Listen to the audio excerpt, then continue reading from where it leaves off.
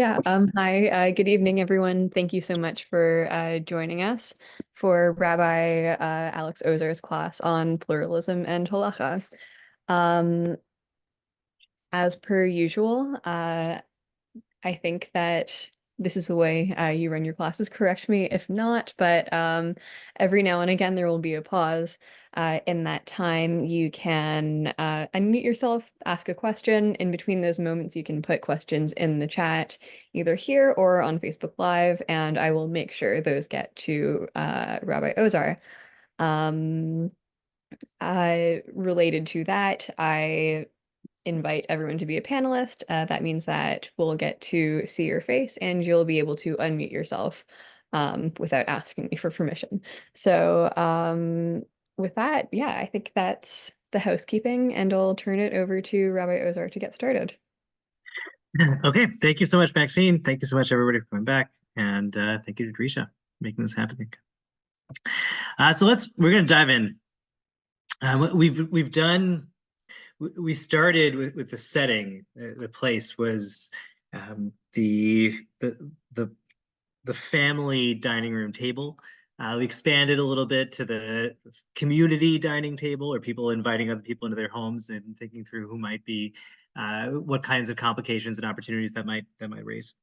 And then we turned to the shul, thinking through what it means, why it's important to have, on the one hand, unity and solidarity, and even uniformity and conformity, for everyone in the shul to be on the same page, have the same set of values, and to get along with each other, why that's vital.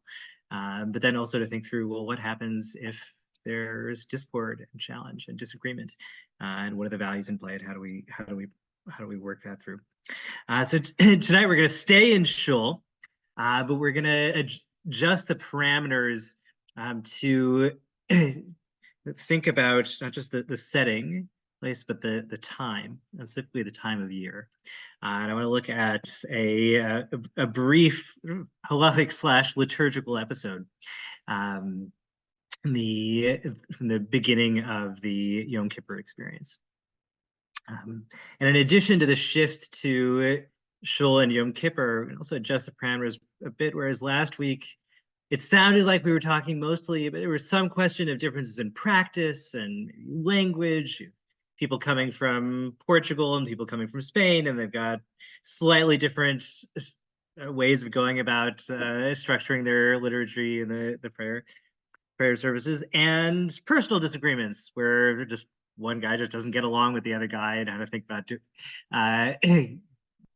think about keeping a shul going when there are personal disagreements. And this time I want to think about much more directly, thinking about deviance, people who are breaking from social norms, or challenging the social norms, and subverting the overall values of the community, and therefore threatening the sense of cohesion, the sense of solidity of the community, and eventually threatening the viability of the community itself. But okay, I'm going to share my screen, as always. Okay, did it work? I think it worked. Great. I see something in the chat here, sort of just in case you want to follow.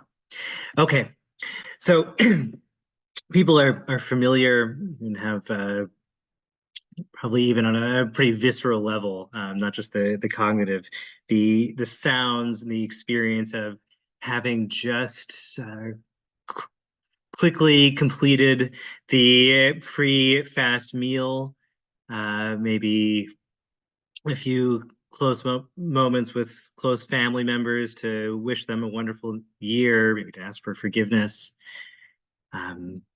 You've made it into shul just in time. If you wear a kittel, you've just gotten your kittel on.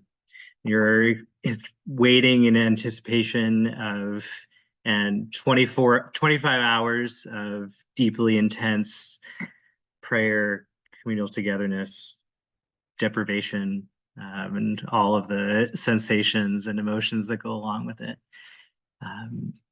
The service we begin Yom Kippur with, everyone knows, is the Kol Nidre prayer. It's an obscure, I think to modern ears, very strange prayer about annulling vows. Most of us don't make vows very regularly. It was at one point in Jewish history like overwhelming, predominant part of basic Jewish religious culture. It's just not where we are today. That was in part because the rabbis won the fight, trying to get rid of vows as a part of our daily practice. We begin with Kol Nidre, and the truth is, if you think back, I think a lot of people, it might not register, but in most shuls, Kol Nidre is actually not the first thing we say. The very first words from the Chazen's mouth, it's not Kol Nidre, it's Al Dat HaMakom, on the opinion of God, the mind of God, with the consent of God. V'al Kahal, and with the consent of the community, the congregation. Anu Matirin, we hereby grant permission, license, or literally we release from the bonds. And the usual formula is lihit balel im ha'avaryanim, to pray with the sinners. That's how we begin Yom Kippur, with a powerful statement of inclusion, a statement of inclusion which is predicated on a prior exclusion. So apparently many of us probably got to shul on Yom Kippur and might not have realized there was an entire class of persons who have been excluded from shul the entire year, who weren't allowed to be there, who we were not allowed to pray with. Or unclear if they weren't allowed to pray with us, or we weren't allowed to pray with them, some combination of those two. And then the first thing we need to do on Yom Kippur in this particular window in time is to declare in front of the entire community, in front of God, to declare that these people are welcome to come daven with us. And presumably, the second Yom Kippur is over, they're back out. So this doesn't negate the exclusion. It doesn't negate it categorically, but it negates it temporally and temporarily. For this moment, for this 25 hours, those who are excluded are going to now be included. And so I want to work through, think through what's at stake in this moment, what's at stake in this maneuver, what are we trying to accomplish, both through the prior exclusion throughout the rest of the year, and then through the moment of inclusion, and then through those two things together. Just what does all of this mean? So just to start, this practice is recorded in the Torah, the older codes of Jewish law in which the Shulchan Aruch is based. Source number 1 here. Arvit nichnasim levet knesset. So he paints the picture for you as they come into the shul in the evening.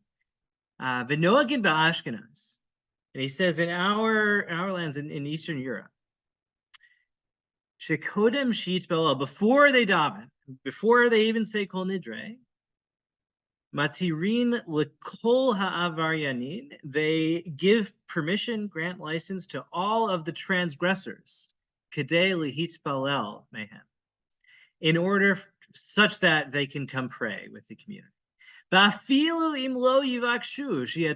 Even if they weren't asking to be included, they had no interest in it. They're still at home. They're not there. They didn't want to come anyway. Why? Why do we include them even if they don't want to?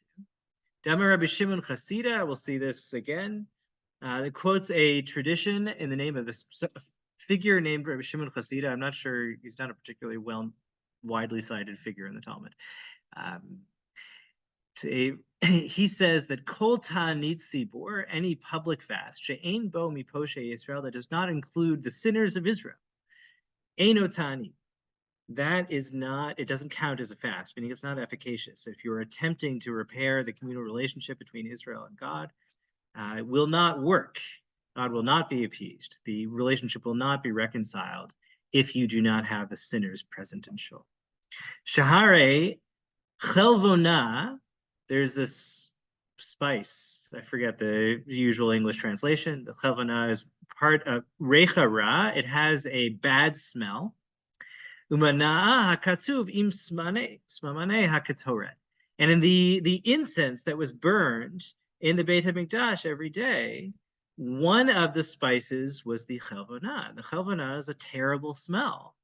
And so the reason the what Rishima Chasida is conveying is that sometimes in order to create an overall smell that is appealing and appeasing to God, that makes God find favor in the people of Israel, there would be something vital lacking if it all smelled nice.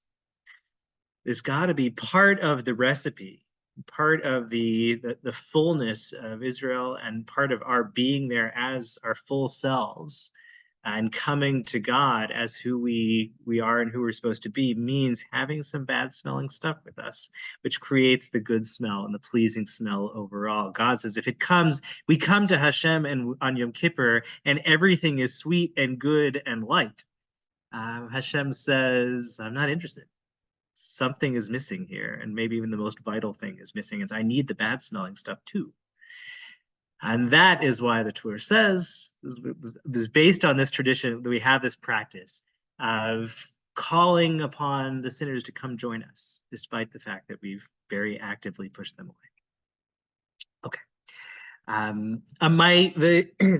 My guiding question tonight, and I've already foreshadowed a bit of it. My guiding question is, in Halakhic jargon terminology, you get two vectors of modest deviation from the strict standard law. So you can have what we call a chumrah, a stringency, where the baseline law says you have to do X, but we say in order to be extra strict upon ourselves, or for there's some particular impetus, we're going to do X plus 1. We're going to be even more strict than we might need to be. Or there's what's called a kula, where look, the law is X, but given the particular exigencies or extenuating circumstances or some conflicting imperative, we're going to relax our standards just a little bit. So that's called a kula. We go X minus 1. And so my question is, this is what we call in yeshiva style thinking a chakira. You present, it literally just means investigation. You present two conceptual possibilities, and then we test the two possibilities against the data. So my chakira is this procedure that we perform at the beginning of the Yom Kippur service, is this a chumrah or a kula? Are we relaxing our standards such that the people who had to be excluded are now, or the people who would be excluded or by rights and by law should be excluded, are now being allowed in? So it's a kula for them. They should have been kept out, and we're going to let them back in. We're going to grant them, it's a commutation of their sentence, temporary commutation, or a grant of leave. Or is it a humrah? It's normally we would be granted the license, we would be allowed the leeway to exclude these people. And now on Yom Kippur, we are no longer going to be allowed that latitude. We're going to have to do the work of bringing them in. Probably already gave away too much of where I want this to go. But that was the set out both sides. So first of all, just in source number 2, the commentary on the Torah. And so he just points out, it's just an interesting historical footnote here. He says, Kachi and Nuscha Shkura b'fi hakol. He says he says that the formulation in the Torah quoted, that we are now granting license to pray with the sinners, that's the standard formulation that you find in all the Siddurim. And that's, he says, Shkura b'fi hakol. That's what everybody knows. You just ask somebody, what's the first thing we say on Yom Kippur? And first they'll say Kol Nidre, and you say no before that, and they say, oh right, Al Joshua Makom Al Joshua. The Kalti B'Shem Rashtav, I don't know who this person is, but he says he received an earlier tradition. Shaya Omer Anu Materin Lihitz Belel Et Ha'avaryanim. A very slight syntactical adjustment. Not that we're granting license to pray with the sinners, with the transgressors, but that we are granting license to the transgressors to come pray with us. So they are as if bound up, they're restrained, and we are undoing their restraint such that they can come join us. That, I think, sounds much more like a kula, where they are restricted, and we're granting them this temporary latitude and license.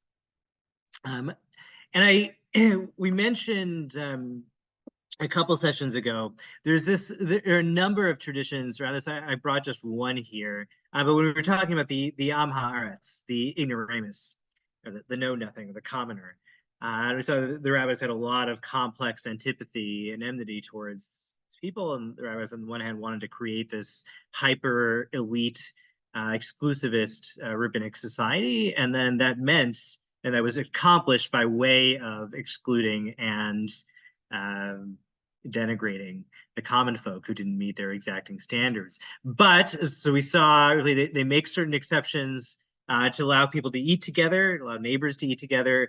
They make certain exceptions, especially to eat together on Shabbat. That's particularly important.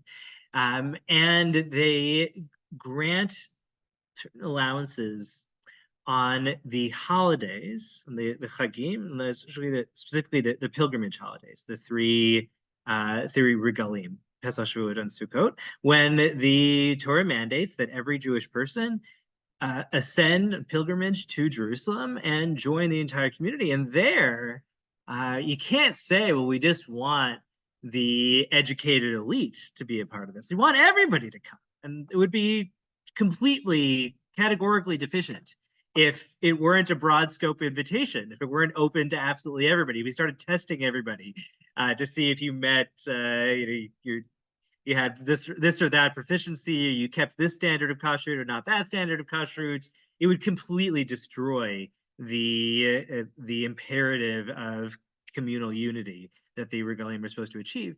And so they're much more, they grant a lot of latitude.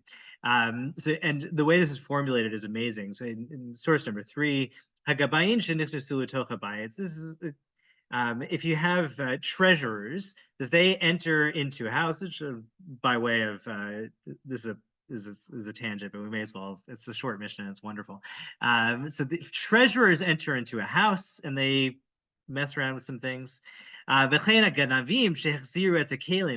if you had thieves who took some of your things from your home and then brought them back. Nemanim Lomar, they are believed to say lo naganu. They are believed to say we didn't touch them, in the sense that we didn't render them impure. We didn't touch anything impure and then touch your vessels. So they took your pots, and they brought your pots back. And these are thieves, they're lowlives, right? They're transgressors, certainly. But if they say they didn't make your pots impure, we believe them, because at the end of the day, they're trying to repent, they're trying to do the right thing. So we're not going to assume that they're lying about this secondary part. Yerushalayim, and in Jerusalem, Ne'manin al HaKodesh. Everyone is believed about sacred things. In Yerushalayim, we cannot draw distinctions and say this person is trusted, that person is not trusted. If people tell us that their stuff has been kept sacred without profanation, we trust them. Uvishat haregel afal truma, and at the time of the pilgrimage, we trust them not even with sacrificial materials, but even with the lower level of sacred tithes. We trust them, whatever they say. If they say it's good, it's kosher, we trust them. The Gemara in Chagiga says, "V'shatz haregel," in source number 4, "Shatz haregel afal truma." What does it mean that, and why do we trust them, even with regard to these sacred ties, as to whether or not they've been maintained in their purity? Minahani Mili, how do we know that? Amar Rishum ben Levi Damar Krabi, I say kol ish Yisrael ha'ir ki ish echad chavirim. Quotes a verse, Tanakh, says that every person from Israel gathers unto the city as if they're one person, and they are all chaverim, which literally means friends. But remember, for the rabbis, the chaver is the name for the member of their elite rabbinic club. It's the name of the person who has formally accepted upon themselves to hold to these higher standards of purity and kashrut. And so it's a creative reading of a verse in Tanakh to say that when all the Jews come together, when they all gather, everyone counts as a member of the rabbinic elite. They are all chaverim. And so here we see just an illustration of the rabbis seeing a kind of imperative. And I think the right way to formulate this would be is that it's a kind of kula. Despite the fact that rabbis know full well that these people are not careful about purity, and they're not careful about kashrut, and they're not careful about their ties. But it's so important that we not lose these people, and it's so important that we have the entirety of Israel together. And that's what the Gralim are about, that even if we keep these higher standards in other contexts, here we have to be more relaxed. And just as we're going to relax our standards and take certain risks when it's a matter of having them at our Shabbos table, when it's a matter of having everyone be able to be in Yerushalayim, participate in the L'Regel, and to be on good terms and not be sniping at each other because, well, you said it's pure, but I don't trust you, we're going to lower our standards. A kind of kula in the name of communal unity. And then I think the same model, the very same model, the very same logic would plausibly apply on Yom Kippur too. Again, every other day of the year, again, we're sad we have to kick these people out of shul. We're sad they can't be around. Maybe we miss them, but we feel it was important for our religious standards that we kick these people out. And we'll get into a little more about who these people are. But it was important they had to be excluded. But on Yom Kippur, we need everyone together. That's what this day is about. And we're coming to God not just as individuals, maybe not at all as individuals. We're coming to God as the Jewish people. And so we can't have anybody excluded. And so we need to lower our standards, and we need to be makil, more lenient about what we're enforcing and what we're not. Okay, so that's one model. Then we have the Gemara in Kritu. We saw this earlier.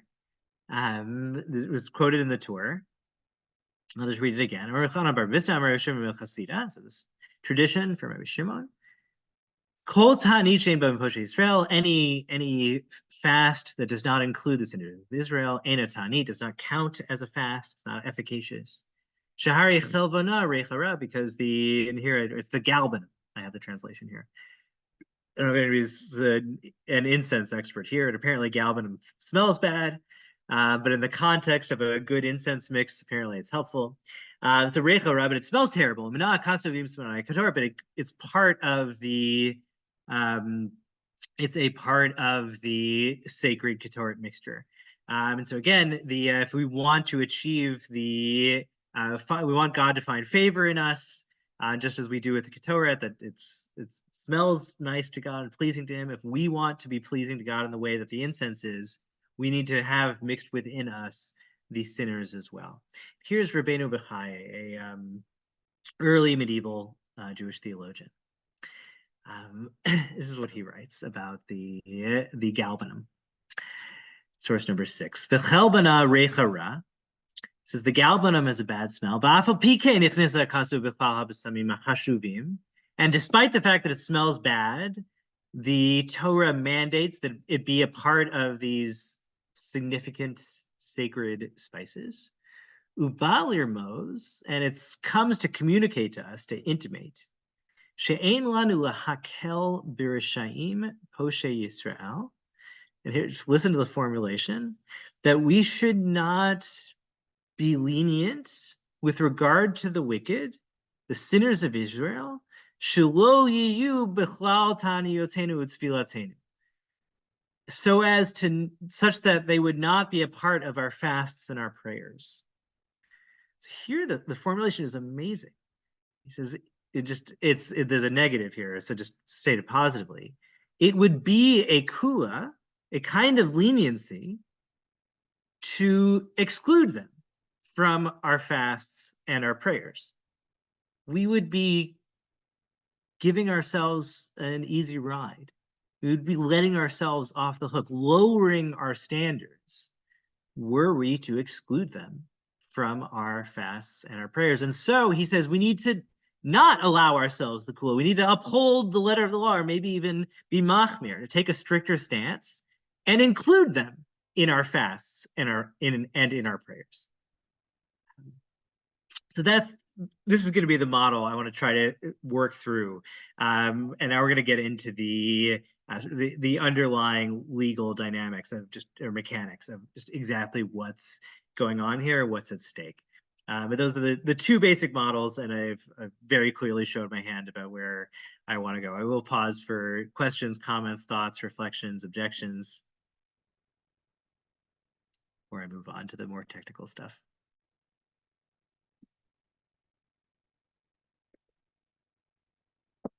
And as always, feel free to throw questions in the chat or unmute yourself and yell, whatever works. Okay. You said you were going to get to some texts where you kind of spell out who these sinners are or what exactly, like, is that Yeah. coming? Yeah. We're Okay. right about there. Okay, Great. cool. Great. Um, Thank you. I will Thank you, hold. Rachel. Great. Thank you, Rachel. So Rachel, that's a good question, right? So this entire story, as I pointed out right at the beginning, this entire procedure is of inclusion, the ceremony of inclusion. You're all now permitted to come in, is predicated logically on the idea, or the reality, that there's a group of people that have been excluded. And now our question is, who are these people? Who have been excluded and why and how? Are they just regular sinners? Are they a certain kind of sinner? Was there some kind of procedure they had to go through in order to qualify for exclusion? What happened? And so this, I try to frame this in terms of like hands-on experience. Um, so again, as serving as a rabbi here at Yale, we have a very at the Hillel, a very powerfully pluralistic, richly pluralistic community. Our Orthodox, and especially between the Orthodox and conservative egalitarian communities, they're very tightly interwoven. And there are a lot of people who go back and forth. And once in a while, I get some, very strongly Orthodox students come to me and they say, Rabbi, I just we don't have huge numbers in Armenia on any given day. So they say, look, we've got exactly 10 people in Armenia. And they say, this guy over here, we're not doing it with him there, but they kind of like, this person, we know he's not Shomer Shabbos. We know he's happy to, he uses a cell phone, he drives, and he doesn't hide it. Or yes, just yesterday he told us he doesn't believe in God and he doesn't believe in the Torah, that it was given from Sinai.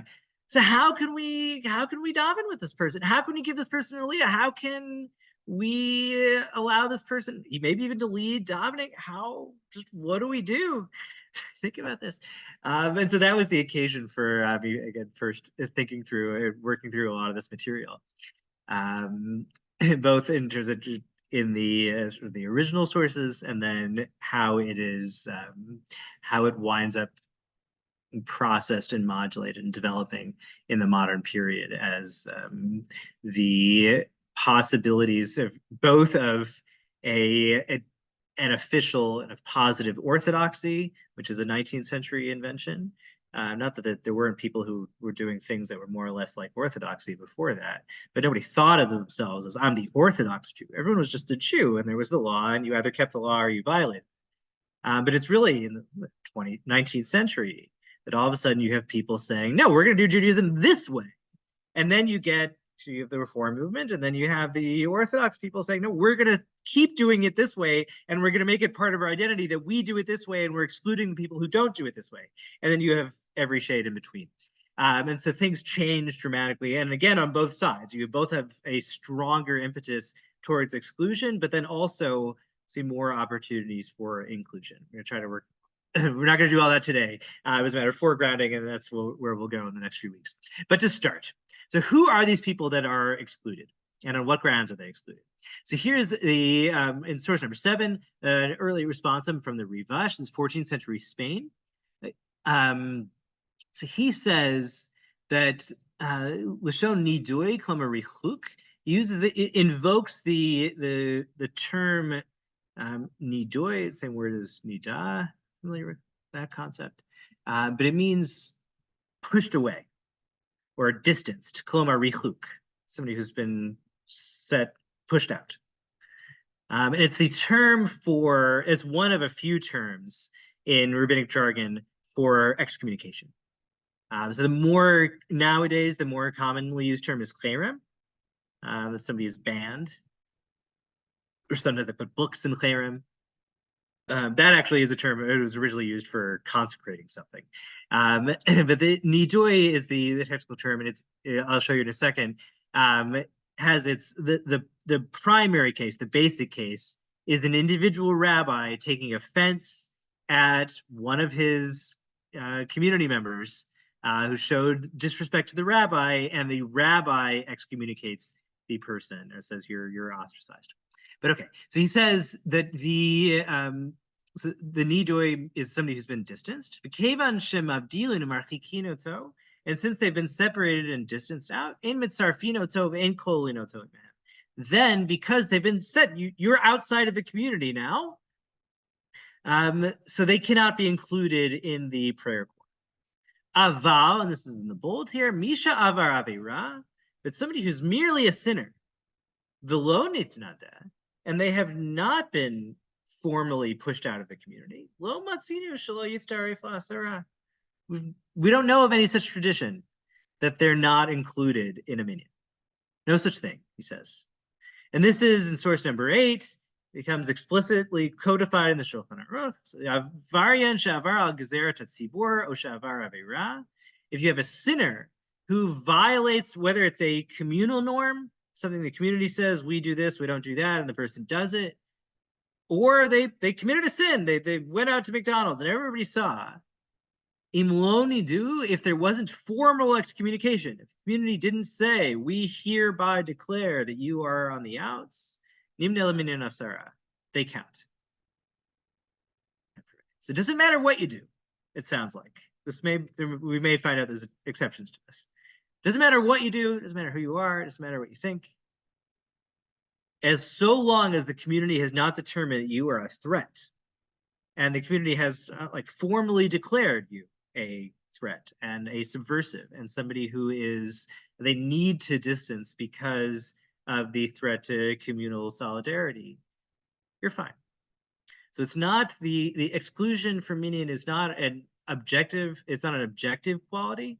It doesn't say if we just made a list of, we just looked at you in isolation and made a list of all your qualities and characteristics and everything you've done, we wouldn't know just from the full accounting of who you are and what you've done. We wouldn't know if you qualified for exclusion. We would have to know about not just who you are and what you've done, but about your relationship with everybody else. And it's only if your relationship has gotten so bad on account of who you are and what you've done that they've had to declare that you need to leave because apparently you've threatened them too greatly. It's only then that you're excluded, but nothing prior. And then just to get the other case, Minu down here, and so if you bet, somebody who is excommunicated. They don't count for anything that requires a minyan. He does grant the allowance. You're allowed to pray in the shul even if they're present. They just don't count for the minyan. Unless there was a specific provision that the authority said they are not allowed in shul at all, which you could imagine too. But okay, so that's the basic distinction we need to see is that this could only conceivably potentially apply, at least for now, only conceivably potentially apply to somebody who's gone so far over the line, or in a scenario where the community is so particularly sensitive to this particular issue. And you can imagine in both senses, you can imagine somebody doing something particularly grievous and doing it in a particularly flagrant way that disrespected the communal norms, disrespected the rabbi, or that just made everyone too uncomfortable. And so they had to be excluded because of how grievous it is. But you could also imagine, we'll see in a second, something that's objectively very light.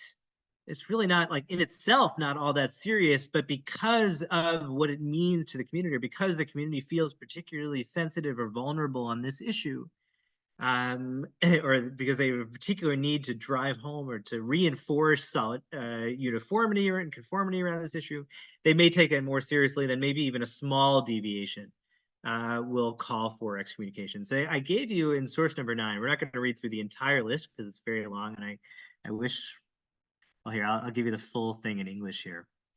So the Rambam, and it's important, I didn't want to go through the whole text. This is in Rambam's code of Jewish law. It's important, as I mentioned, that the laws of excommunication are found in the section on the laws of learning Torah. And this is because, again, the basic case of excommunication and ostracizing is when one is ostracized on account of disrespecting the rabbi. That can be a personal ostracizing. The rabbi says, you can't be around me. There's a restraining order, and then all of the rabbi's students, all the people in the yeshiva, have to honor that excommunication, but the rest of the Jewish community wouldn't necessarily. Then the Rambam says, as a sort of like a derivative case, there are times when people have just done something so terrible that the community ought to excommunicate them. And that kind of excommunication, he says, is more objective and universalist, because it's not just the individual rabbi's honor, it's the honor of the Torah and the honor of God and the honor of the Jewish community overall. So we list 24 examples. You can glance through them all here. This is huge. Disgraces the wise, disgraces the messenger of the court. He calls his fellow a slave. The court called him to appear and he doesn't. He scoffs at a rabbinic ruling. He refuses to comply with a court ruling. He keeps something in his premises which causes damage. All of these, virtually all of them, are cases of undermining the established rabbinic authority, undermining the court's authority, undermining the communal authority. People who represent a kind of social menace. They keep a wild dog in their house so that can get out and cause damage, and people are scared. Or they insult people, or they testify against an Israelite in the idolatrous court, and they defraud somebody by Jewish law by taking advantage of them in non-Jewish courts. And there are a couple examples of particularly serious sins, or the rabbis think of very serious sins. There are also things that are very deliberately very minor sins. He who disgraces the second day of a holiday in the diaspora, Yom Tov Sheni Shel Galia, which is, on the scheme of things, relatively minor.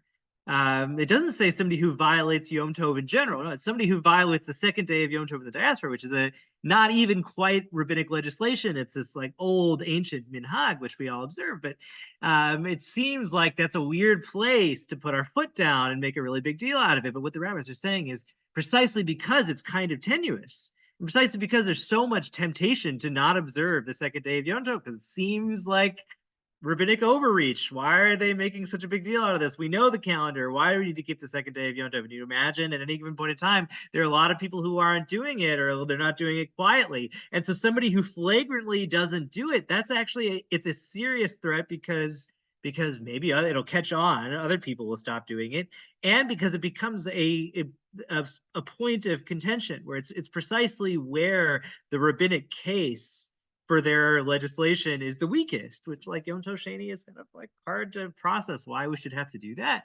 But precisely there, that becomes the site of the rabbis proving their authority. If they listen to us and keep Yom Tov Sheni, that means that the rabbis have real standing. And that means that if you challenge them on that, even though it's objectively a small thing, it becomes a very big thing. So just taking it all together, there are the list of 24 things. There are people who are just an active communal social menace. They're causing trouble, causing harm, or just they're upsetting people by insulting them or insulting the rabbis. There are people who are undermining communal and rabbinic authority. They're just what they need for public order and for religious order. And people who undermine the just religious spiritual economy, and they become a threat to everybody thriving as good Halakhic Jews. These people need to be excommunicated. And so again, all of these, so even though there's a little bit more of an objective register here, we could see just by looking at you on your own, without knowing anything about your relationships to the community that you're embedded in, we could know that you qualified as you had one of these 24 characteristics. You fell into one of these 24 categories. But still, they all include reference to community and society and your relationships. And so nidoi is, again, it's not fundamentally, not in the first place, about your relationship with God. It's not an objective fact about your spiritual state. It is about your relationship with the community and the community's need to maintain order and integrity. Okay, and so then you imagine, so the rest of the year, when it's not Yom Kippur, So even said, the Rambam says these things are, it's not even quite optional for the community. If somebody is misbehaving in these ways, they represent this kind of threat and subversion to the community. Every other day of the year, the community has to take this step of enforcement, has to exclude these people, has to ostracize them and kick them out. So you can't come to shul, you cannot count in our minyan. And they need to do this because they have a responsibility to everyone else. Everyone else in the community has the right to conduct their Jewish affairs and to strive to be a good Jew without undue challenge. They have the right to a kosher environment, and they have a right to be able to go to shul without flagrant transgressors there, without people who are trying to undermine order, without people who are insulting them and upsetting them. And so the leaders of the community have a responsibility to run a clean shop. And if there are people making trouble, you got to just kick them out. But that's not true in Yom Kippur. We'll come back to that at the end. So I did more for foreshadowing for next time. I already hinted, this is not, the way I presented this is not quite true. So I've been saying that just a sinner does not qualify for exclusion from shul. It's only somebody who's gone so far over the line in relation to the community that the community has to push them out.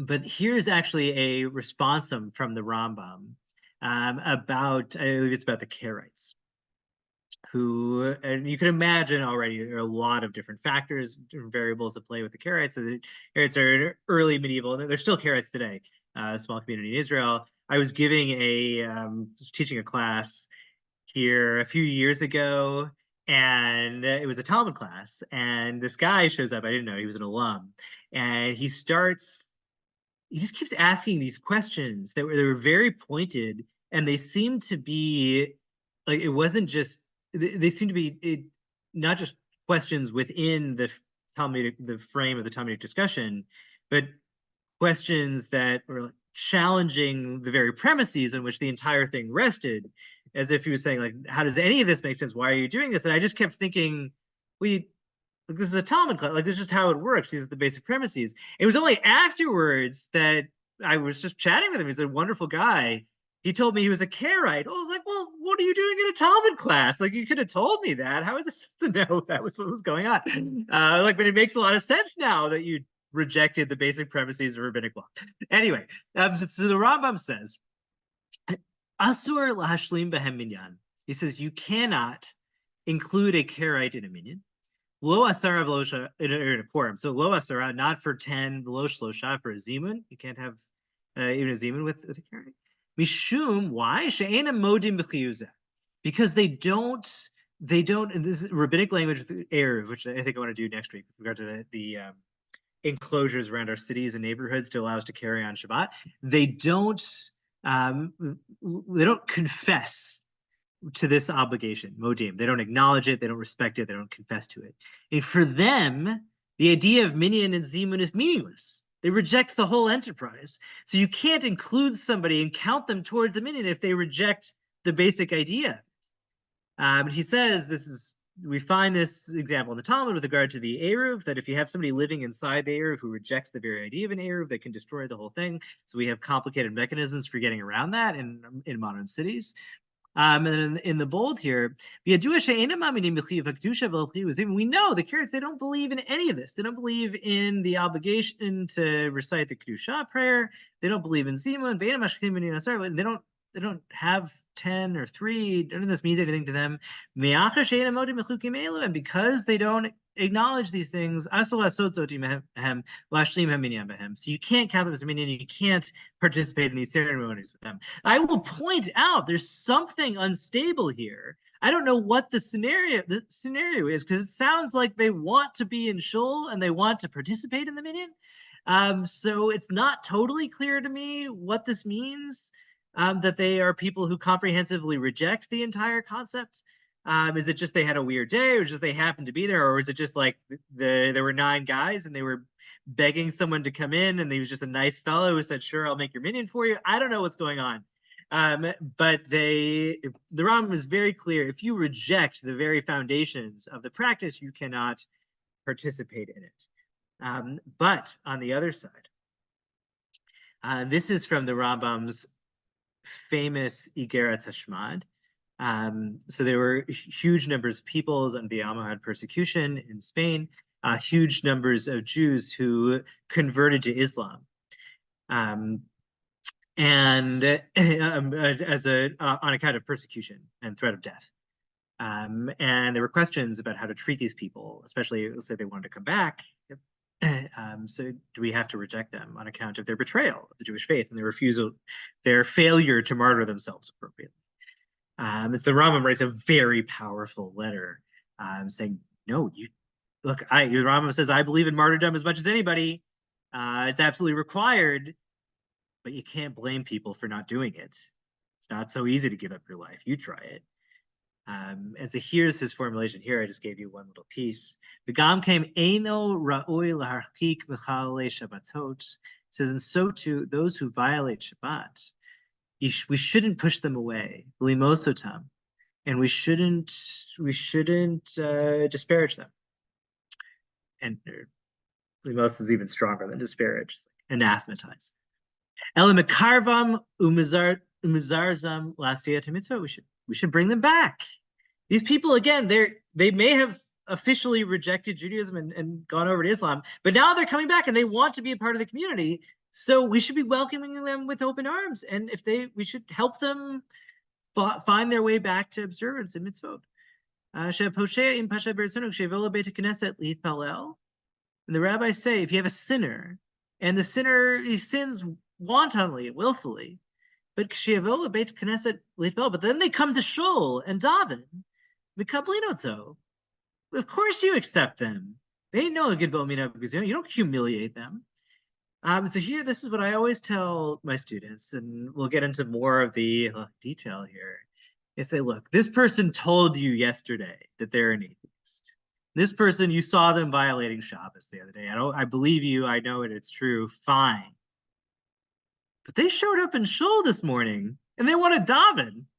You're telling me they reject the God of Israel? Maybe they did yesterday. I don't know what was going on, but right now they came here to daven and be a part of our community. We're going to push them away? It's crazy. No. If they came and they're here, they showed up and they want to be a part of our minyan, how can we say we're gonna tell them no because of what you did yesterday? We're not, or because we know what you really think, or what you think we're gonna not include you? The Rambam says no, exactly the opposite, and it's because they showed up at shul. They want to be there, and so we have the imperative and obligation to include them. One last piece of foreshadowing for the second half of the series, and then we'll sum up with just a beautiful little text from Rav Kook. Actually, we'll do the piece from Rav Kook, and then we'll sum up and finish a couple minutes early. We'll get to the other stuff later. So this is Rav Avram Yitzhak Kook, who's the great figure from Eastern Europe, goes to Israel and becomes the guiding lights of religious Zionism in Israel. A very poetic writer. This is from a letter of his. He says, Asur lanu lahafrid ulefarer. This is in the context, we'll see in the context of explaining the Aldat HaMakom, Aldat HaKahal formula. It says, it is forbidden to us to make separations and to to crumble, to fragment. Asur lanu lomar, it is forbidden for us to say Zehu Shelanu, that this is ours. Ve'anu doagim, this person is ours. This person belongs to us. They're a part of the group. V'zehu lo Shelanu, and that person is not one of ours. You're talking about other Jews. Kishanu mitromamim el hatochen hasodi kol hakol, is when we ascend to the mystical, secret content that includes the alls, Hegelian language, and also just Jewish mystical language. When you get to the true essence of things, which is all comprehensive of the totality, and you see everything from the perspective of totality. Ein anu rishayim lahavdil bo bein tovim l'rayim. We can't make this. There are no distinctions anymore between good and bad. It's shocking language. Most of us think there is a distinction between good and bad. He says from a certain divine perspective, there's no distinction. V'al makom, and at least in this holy sacred moment on Yom Kippur, those usual distinctions, the lines we draw between good and evil, we should allow them to dissipate. We say that with the consent of God, V'al kahal, and with the consent of the community, hinenu muchrachim, we are again, it's the language we're obligated, not just allowed to, not just matirin, it's not just a kula, we're given license to do this. We are obligated, we're obligated to pray with them. And so summing all of this up, and again, coming back to the theme from the first session, where there's just, we always will find this kind of eternal oscillation back and forth, drawing close and pulling away, and over and over and over again, and kind of spiraling dialectic. It is true, it is vital that throughout the year, or just under normal circumstances, we are, use the language of Chumrah and Kula, we are allowed, we are granted the license, granted the latitude to exclude the people we can't deal with. When there's somebody making too much trouble and it's too hard for us to manage the community with them present, we're allowed to kick them out. And maybe even, if there's nothing better we feel we can do, maybe maybe we should do it. Because if we're not going to be able to sustain the community and do justice and give everyone else what they need and cultivate an environment of growth and fulfillment for everybody else, if we don't feel we can do that, then we have to exclude these people. Or at least we're allowed to. But one day a year on Yom Kippur, we're not allowed to grant ourselves that license.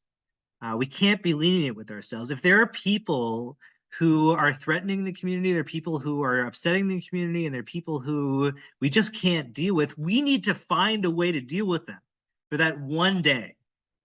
We need to find some way to help them get along with everybody, and to help them be in shul, be in community, and to help them and help the community get to a place where they can all share a room together for 25 hours. That's hard work for leadership. It's incredibly complex, difficult, challenging, trying, just soul depleting to be looking around the shoulder, knowing that one person who's going to be upsetting to everybody, and you need to be watching and making sure that nothing bad happens. And you may have to talk to them beforehand. You may need to go check in with them after. You need to talk to the other people you know they've upset before. You need to manage a lot of relationships. It's going to take a huge amount of energy and investment, time and sacrifice.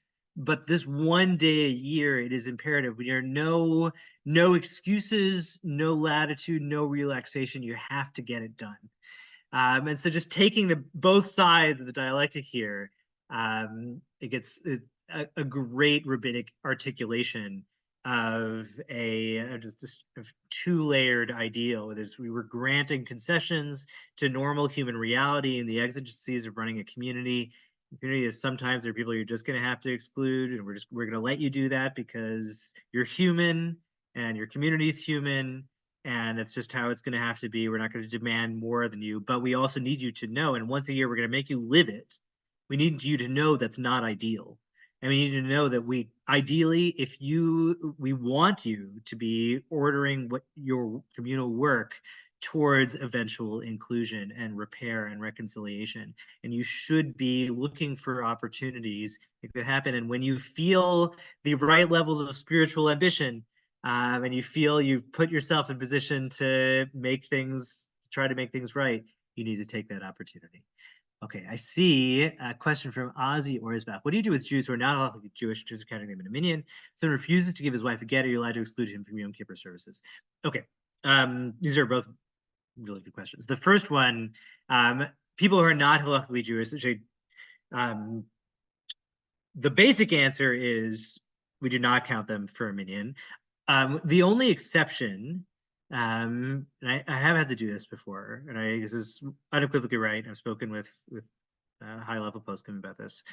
If you're in a scenario where the person, and this happens all the time, if you're in an Orthodox setting and you're committed to matrilineal descent, and there's somebody with a Jewish father and they identify fully as Jewish, and they come into shul and they think they're Jewish, and they see, everyone sees there are 10 people and they're one of them. And then it's really awkward and weird if you don't start davening because you're waiting for someone else, and people don't know this person. So everyone's like, look, we have 10. And you don't want to say, well, we're not starting because that guy has a non-Jewish mother. So in a scenario where the person doesn't understand what's going on and why this is a problem, some combination of that, and the community doesn't understand what's going on, it's such that it would be humiliating if you didn't count them for the minyan. Then there's no question you should go ahead. That at least that one time. It's the obligation to not, the prohibition against reciting, we'll call it Dvarim Shebekdusha, the things we only recite with the minyan. The prohibition to do that without a minyan is probably only rabbinic, and humiliating somebody is a d'oraita violation. It's much more serious, and so in the moment we would certainly not have them pointed out and humiliate them in that way. But afterwards, you would then go over and say, hi, I just wanted to introduce myself, get to know you a little bit, maybe you get coffee, and say, look, I'm really, really sorry. I know this might be hard, but this is an Orthodox minyan, and in 99 out of 100 cases, people will understand. If someone refuses to give his wife a get, so in a case of particularly egregious sin, and a particularly egregious affront to the social order, I'll be honest, I have not considered that particular question. I'm not familiar with any literature about, what if there's somebody who's like so awful. I'm going to be honest and say I don't know. My inclination would be that yes, under certain scenarios you would, but I have to confess I don't know, and I'm grateful for the question.